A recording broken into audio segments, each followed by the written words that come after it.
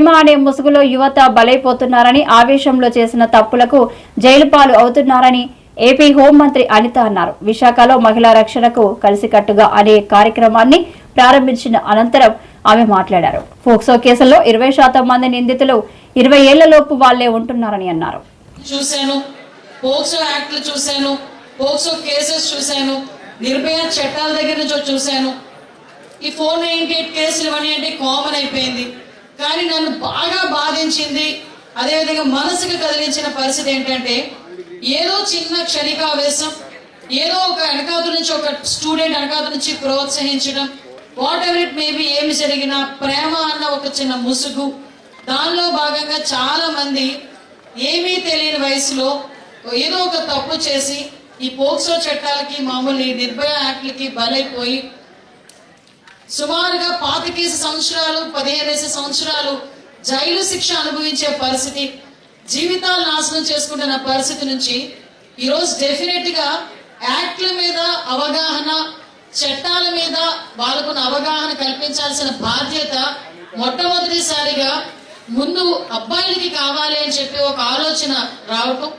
దాని నేను ఆలోచన వచ్చిన వెంటనే బాక్షి గారికి, మన సిపి గారికి చెప్పిన వెంటనే, మేడం ఇది చాలా సరైన నిర్ణయం, ఒక్కసారి మాట్లాడదామండి అని చెప్పి, ఒక ప్రోగ్రామ్ పెడదామండి అని చెప్పి విత్ ఇన్ షార్ట్ టైంలోనే ఈ కార్యక్రమాన్ని ఏర్పాటు చేసినందుకు ప్రత్యేకంగా బాక్షి గారికి, సిపి గారికి నేను ధన్యవాదాలు, నమస్కారాలు తెలియజేసుకుంటున్నా.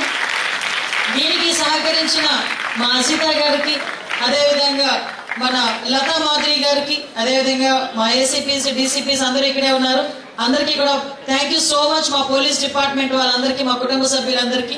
అదేవిధంగా ఈ కార్యక్రమాన్ని చూసిన తర్వాత, అమ్మ నేను ఒకసారి వస్తాను, అక్కడికి వచ్చి మాట్లాడతాను అని చెప్పి తనకి తాను వచ్చినా కూడా నేను ఎక్కడ మిస్ అయ్యానో అనిపించింది. బట్ గాడ్స్ గ్రేస్, ఇలాంటి ఇంటలెక్చువల్ కూడా ఈ రోజు ఈ కార్యక్రమానికి రావడం చాలా మందికి అది ఒక మార్గనిర్దేశకాన్ని ఇవ్వడం అన్నది చాలా మంచి సైన్స్, గుడ్ సైన్.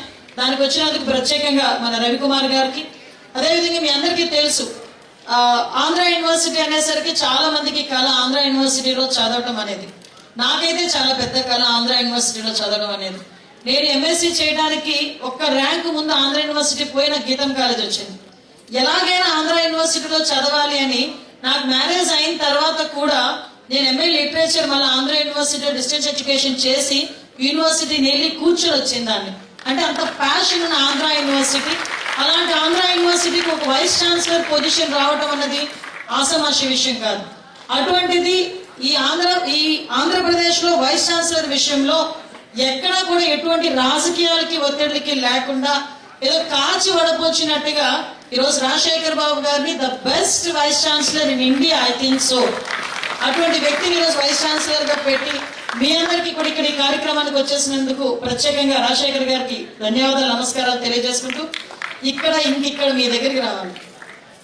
మేమందరం ఏముంది పార్ట్ ఆఫ్ ప్రొఫెషన్, బట్ మీరందరూ ఏముంది పార్ట్ ఆఫ్ ఎడ్యుకేషన్ అనుకున్నా మాకెందుకండి కదా. చాలా మందిలో ఉన్నది, ఎందుకు పిలిచారు హోమ్ మినిస్టర్ గారు, ఎందుకు పిలిచారు సిపి గారు, ఏదో పోలీసులు పిలిస్తే మేము ఇక్కడికి వచ్చి కూర్చున్నామా, లేకపోతే ఏదో బలవంతంగా మా యాజమాన్యం ఇక్కడ తీసుకొచ్చిందా అనేది కాదు. ఈరోజు నేను మీతో స్టార్ట్ చేసింది రాష్ట్ర వ్యాప్తంగా ఉన్న అన్ని కాలేజెస్ లోని కూడా జరపాలి అని ఒక దృఢ నిశ్చయంతో మీ నుంచి స్టార్ట్ చేశాం. ఎక్కడో ఒకడ ఒక అడుగు పడాలి. ఆ అడుగు అనేది ఈరోజు విశాఖపట్నంలో పడినందుకు, అది మీ అందరితో పడినందుకు నేను నిజంగా థ్యాంక్స్ చెప్తున్నా. నేను ఇందాక లైటింగ్ చేయమని, జ్యోతి ప్రజ్వలన చేయమని వెంటనే నేను అలా చూసాను. ఎందుకంటే ఈరోజు ఇది మా ప్రోగ్రామ్ కాదు, ఈరోజు మీ అందరి భవిష్యత్తు గురించి. మీ అందరి భవిష్యత్తు అంటే ఏదో మీరు రేపొద్దు డాక్టర్లు అవుతారు, లాయర్లు అవుతారు, లేకపోతే పొలిటీషియన్స్ అవుతారు, వాట్ ఎవర్ మే, అది కాదు, దాని గురించి కాదు. నెక్స్ట్ ఈ రాష్ట్రాన్ని ఏలబోయేది మీరు, ఈ రాష్ట్రం తాలూకా భవిష్యత్ అనేది మీరు. ఆ భవిష్యత్తుకు ఒక స్టెప్ మరి ఇన్నేస్తున్నాం కాబట్టి మీతోనే ఆ జ్యోతి ప్రజ్వలన చేయాలని ఆ చిన్న పిల్లోడు నాకు అనిపించాడు, కానీ 9th క్లాస్ చదువుతున్నాడు వాడు. అతగా ఆ పిల్లోడిని పిలిచి ఈరోజు జ్యోతి ప్రజ్వలన కార్యక్రమాన్ని కూడా శ్రీకారం చుట్టాం. ఈరోజు మీరు అనుకోవచ్చు, మేడం ఈ చట్టాల సినిమాలో చూపిస్తున్నారండి, కోర్టు సినిమాలో చూస్తామండి. కోర్టు సినిమాలో నేను మామూలుగా మైక్ పంపిస్తా, అరే మీకేం అర్థమైంది, ఒక్కిద్దరు చెప్పండి నాకు, ఒకరు ఇద్దరు. కోర్టు సినిమాలో మీకేం అర్థమైంది? 1 or 2 మామూలుగా మాట్లాడుకుందాం. స్పీచెస్ ఇవన్నీ రోజు వింటున్నారు కదా క్లాసుల్లో కూడా. 1 or 2 చెప్పగలరా? నేను మీ టీచర్ని కాదు, మార్కులు తగ్గించేయడానికి మీరు తప్పు చెప్తే.